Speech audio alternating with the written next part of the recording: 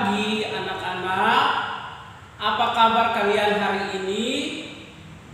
Ya, saya percaya kalian semua dalam keadaan sehat. Sebelum kita mulai pelajaran kita, mari kita berdoa terlebih dahulu. Tuhan Yesus, terima kasih untuk hari ini. Kami akan memulai pelajaran kami. Kiranya Tuhan memimpin dari awal, pertengahan sampai akhir. Dalam nama Tuhan Yesus kami berdoa. Amin. Semuanya bangkit berdiri. Dan sebelum kita masuk dalam materi kita hari ini, kita mau bersama-sama menyanyikan lagu Garuda Pancasila.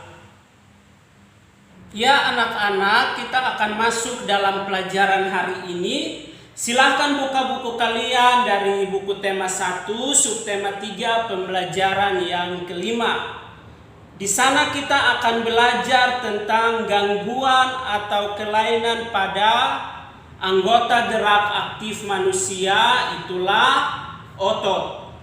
Nah, ada beberapa gangguan yang seringkali membuat otot itu tidak berfungsi maksimal atau mengalami kerusakan.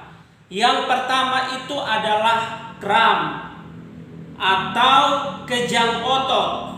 Ini adalah keadaan yang menyebabkan otot tidak mampu lagi berkontraksi dengan baik. Yang kedua adalah atrofi. Atrofi itu adalah penurunan fungsi otot dalam berkontraksi sehingga otot mengecil. Lalu yang ketiga adalah hipertrofi.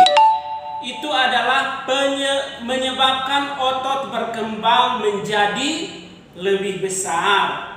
Lalu yang berikutnya adalah distrofi.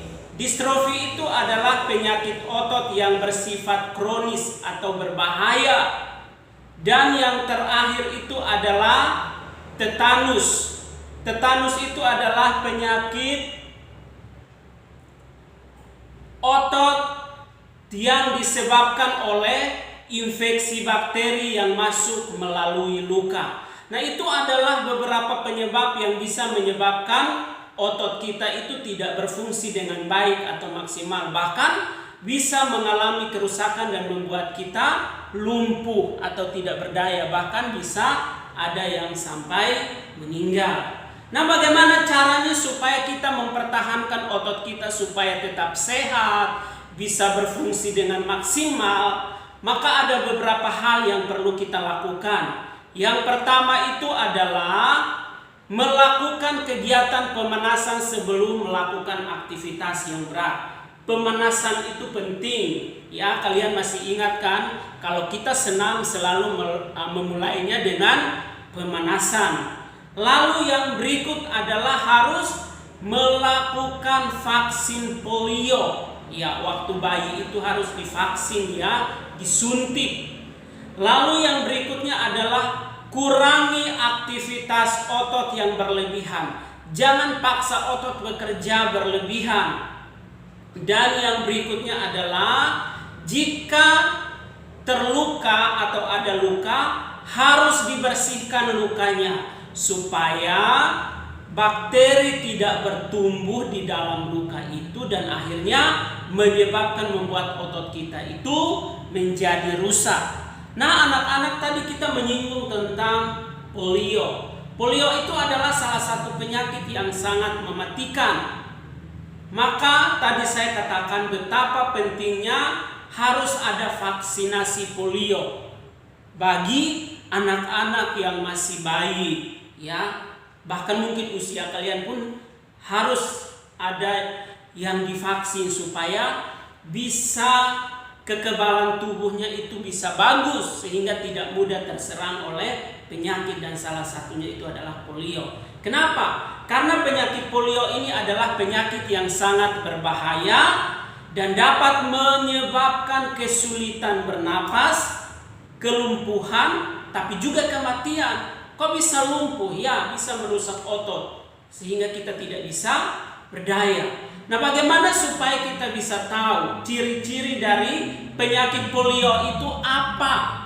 Yang pertama, orang yang terkena penyakit polio pasti muntah-muntah, lalu persendian dan ototnya melemah, demam, sulit bernafas, mudah lelah, sakit tenggorokan, sakit kepala, kaki dan tangan serta lehernya terasa kaku. Ya, seringkali kaku ya. Nah, berbicara tentang penyakit polio, penderita penyakit polio itu dikelompokkan dalam 3 kelompok. Yang pertama itu adalah kelompok polio non paralisis. Itu adalah tidak menyebabkan kelumpuhan. Yang kedua adalah polio paralisis. Ini dapat menyebabkan orang lumpuh atau menyebabkan kelumpuhan. Dan yang ketiga adalah sindrom pasca polio. Itu biasanya yang terkena adalah orang yang berusia 30 sampai 40 tahun. Nah, dari mana polio itu bisa masuk, penyakit itu bisa masuk dalam tubuh kita? Dia bisa masuk melalui makanan. Dia bisa masuk melalui minuman yang terkontaminasi tinja dan mengandung virus. Tapi juga bisa melalui pilek. Makanya wajib pakai masker ya. Karena itu sangat penting. Ya, itu adalah penjelasan dari saya untuk hari ini.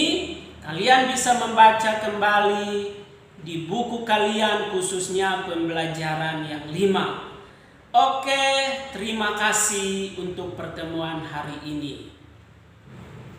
Tugas untuk kalian hari ini adalah saya minta kalian untuk membuat clipping tentang penyakit polio.